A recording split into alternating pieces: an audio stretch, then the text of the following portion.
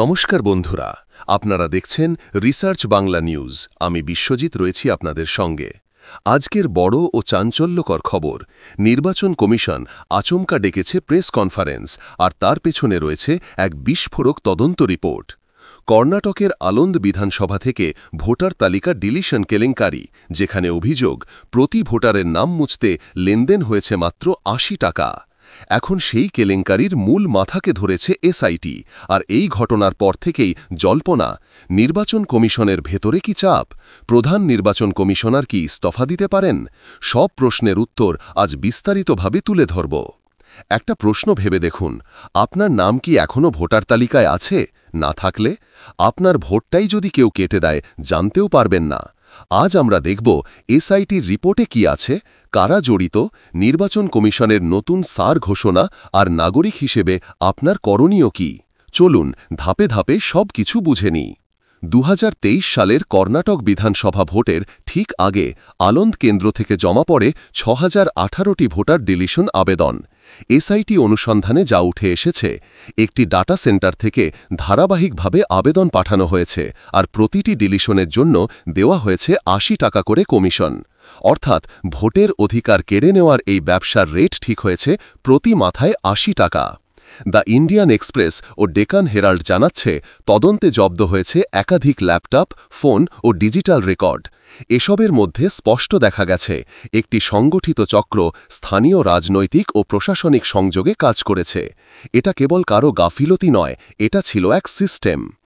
SIT হাতে এসেছে গুরুত্বপূর্ণ ডিজিটাল প্রমাণ। অ্যাকাউন্টেন্টের ল্যাপটপ থেকে পাওয়া গেছে ডিলিশন রিকোয়েস্টের টেমপ্লেট, যেখানে অনেক ঠিকানায় ভুয়ো বা অস্তিত্বহীন। একই ডাটা সেন্টার থেকে বহু কনস্টিটুয়েন্সির ভোটার তালিকায় হস্তক্ষেপের চেষ্টার প্রমাণ মিলেছে। অর্থের লেনদেন, ব্যাংক ট্রেইলও ধরা পড়েছে। তদন্তকারীরা অন্তত ৫-৬ জনকে সন্দেহভাজন হিসেবে চিহ্নিত করেছেন, কয়েকজন গ্রেফতারও হয়েছে। এসআইটি কর্মকর্তারা জানিয়েছেন, এই অপারেশন কেবল একটি রাজ্যে সীমাবদ্ধ নয়, অন্যান্য অঞ্চলেও এমন চেষ্টা হয়েছে কিনা তা যাচাই চলছে। ভোটার তালিকা থেকে নাম কাটা মানে আপনি আর ভোট দিতে পারবেন না, এটা গণতন্ত্রে আপনার অস্তিত্ব মুছে ফেলার সমান। এখন আসি রাজনৈতিক প্রতিক্রিয়ায়। কংগ্রেস বলছে, এই ঘটনা প্রমাণ করেছে যে বিজেপি পরিচালিত নেটওয়ার্কের মাধ্যমে ভোটার তালিকা হ্যাক করা হয়েছে। রাহুল গান্ধী সরাসরি বলেছেন, ৮০ টাকায় গণতন্ত্র বিক্রি হচ্ছে। অপরদিকে বিজেপি নেতারা দাবি করছেন, এটা সরকারের বা দলের নির্দেশ নয়, কিছু লোকাল এজেন্টের কাজ। কর্ণাটকের কংগ্রেস সরকার বলছে, অপরাধ প্রমাণিত হলে কেউই রেহাই পাবে না। এই অবস্থায় তদন্তের গতি যত বাড়ছে, রাজনৈতিক উত্তাপও তত বাড়ছে। ভারতের representation of the people act অনুযায়ী, যদি কেউ জেনে বুঝে ভোটার তালিকায় ভুয়ো তথ্য দেয় বা নাম মুছে ফেলার আবেদন করে, তবে তা একটি দণ্ডনীয় অপরাধ। এসআইটি যদি পর্যাপ্ত প্রমাণ দেয়, তাহলে অভিযুক্তদের বিরুদ্ধে আইপিসি ৪২০, চিটিং ৪৬৮, ফরজারি এবং ১৭১F অফেন্স রিলেটিং টু ইলেকশনস ধারায় মামলা চলতে পারে। তাছাড়া নির্বাচনী প্রক্রিয়াকে প্রভাবিত করার অপরাধে ইসিআই সরাসরি ব্ল্যাকলিস্টিং বা ব্যানের পদক্ষেপও নিতে পারে। আজ সন্ধ্যায় নির্বাচন কমিশন আকস্মিক প্রেস কনফারেন্সে জানিয়েছে, দেশ জুড়ে শুরু হচ্ছে স্পেশাল ইন্টেন্সিভ রিভিশন বা এসআইআর ফেজ 2। এই পর্বে ১২টি রাজ্যে ভোটার তালিকা পুনরবীকরণ হবে, যার মধ্যে পশ্চিমবঙ্গ, তামিলনাড়ু ও কর্ণাটকও রয়েছে। প্রধান নির্বাচন কমিশনার জ্ঞানেশ কুমার বলেন, আমরা ভোটার তালিকার নির্ভুলতা নিশ্চিত করতে চাই। এসআইআর হবে সম্পূর্ণ স্বচ্ছ ও প্রযুক্তি নির্ভর। তবে বিরোধী দলগুলো বলছে, এসআইআর যেন ডিলিশনের নতুন দরজা না হয়ে ওঠে। তাদের বক্তব্য, যদি রাজনৈতিক স্বার্থে ব্যবহার করা হয়, তাহলে সংখ্যালঘু ও প্রান্তিকদের নামই কাটা পড়বে।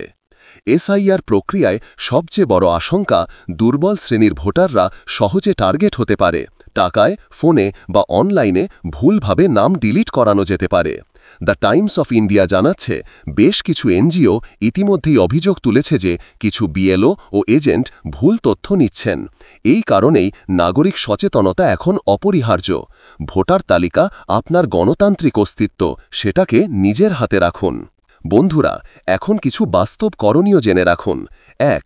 আপনার নাম ভোটার তালিকায় আছে কিনা চেক করুন। ভোটার হেল্পলাইন অ্যাপে গিয়ে যাচাই করুন।